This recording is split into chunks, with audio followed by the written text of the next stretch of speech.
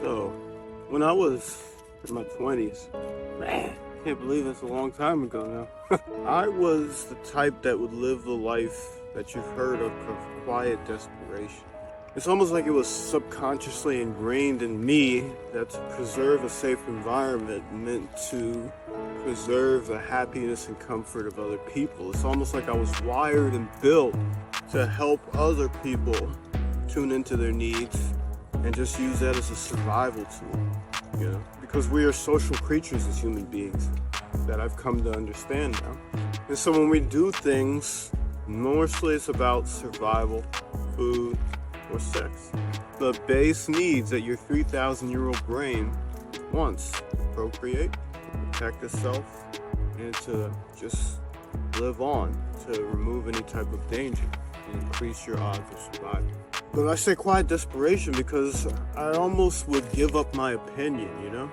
I wouldn't really speak out about anything I felt strongly for or against. The people that were closest to me, I felt like asking for something would be an inconvenience. Just even simply asking for 5 minutes. Is that you as well? You get to this point where you feel so trapped in not wanting to do the things that I mentioned, to set the boundaries, to speak up, that you look for other ways to solve the problem. Maybe you find distractions and stuff, vices like video games, drugs, porn, different things like that.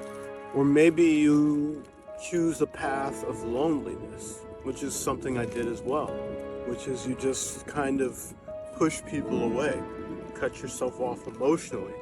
Say, I can't, you come up with statements and beliefs for it. Like, I'm not good dealing with people. I don't like people. You say stuff like that, and then you alienate yourself from the groups, from the connections, from those things in your life before they have a chance to push you away themselves. So you're telling yourself that. Where am I going with all this craziness? I'm going to tell you. I realized this, I realized that I was actually threatening my mental and physical health, my actual survival, by not setting those boundaries and speaking up, and by trying to travel my path alone, because I would notice different things.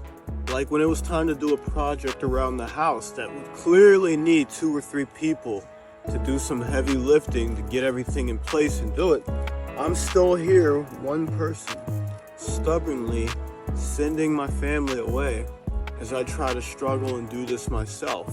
Even though I knew it's probably going to take twice as long and be twice as hard, twice as boring, to my detriment, I would send support away.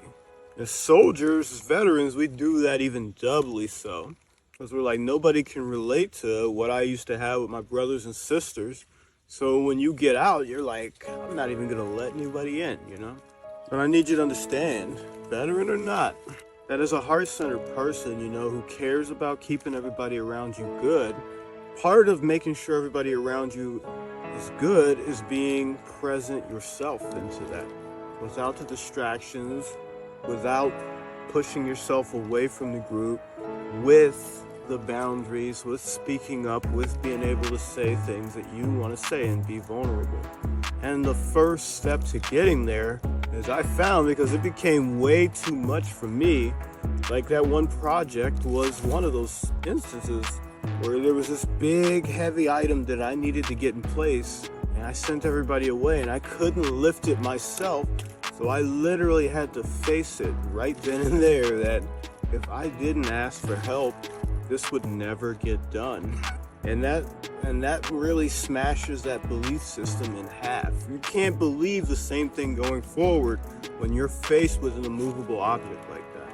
But I want you to learn that before you get there, because that was almost like a part of me died in the process of figuring out what I needed to do next. That was painful. But it doesn't have to be that painful. The first thing I started doing was just journaling, just writing out my thoughts, because I knew with ADHD, like I had all that energy. My thoughts are just everywhere. So I didn't even know where to begin. And what I realize is that if I just begin with what I'm thinking and get that out in the open and get it on paper, my mind starts to get quieter. I start to focus in on the problems, and I start to feel okay doing different things that I wouldn't do, like set those boundaries.